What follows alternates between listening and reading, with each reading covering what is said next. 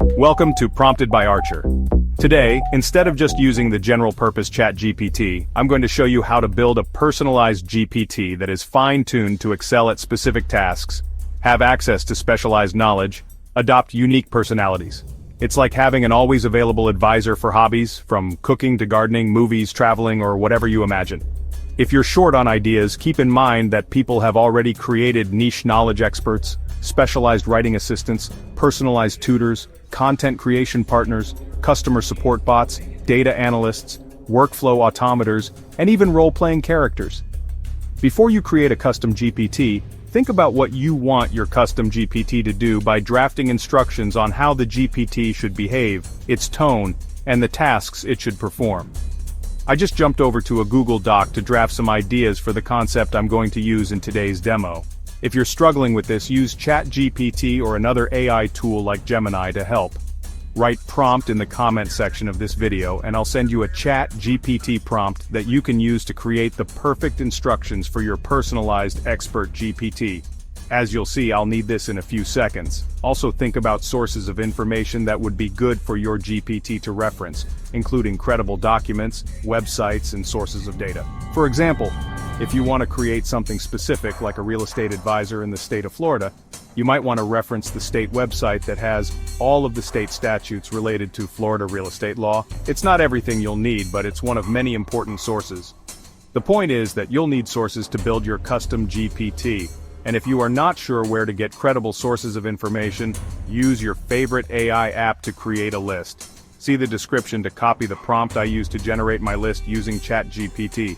Now that you've got a general idea of what you want to do, log into ChatGPT at chatgpt.com. If you don't have an account, create one. You'll need a ChatGPT Plus subscription or access through an enterprise account. To get a ChatGPT Plus account, click on the account icon with your initials or picture in the upper right and select Upgrade Plan. Pick the plan you want and follow the instructions. Next, go back to the chatgpt.com home. Should look like this.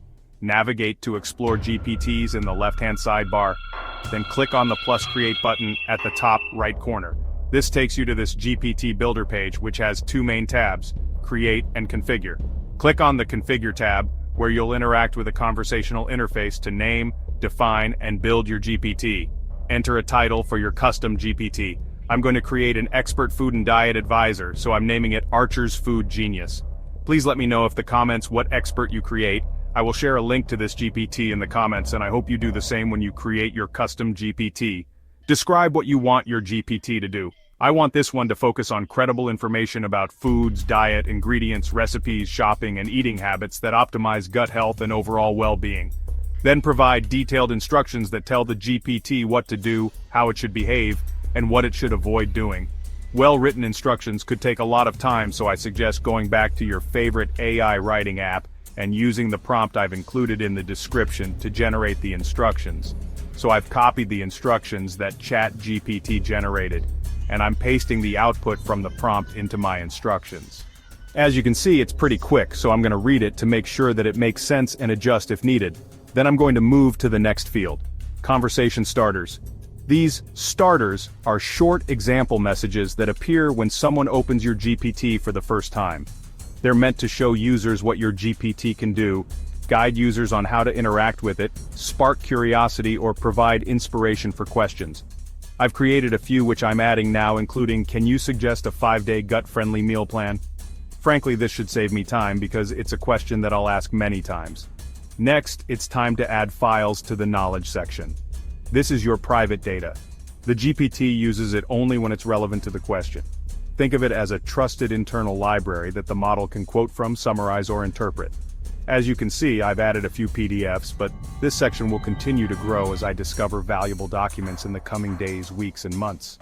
Select Web Search if you want to give your GPT access to live, real-time info from the web, which is perfect for breaking news, product prices, sports scores, or anything changing faster than OpenAI updates their models.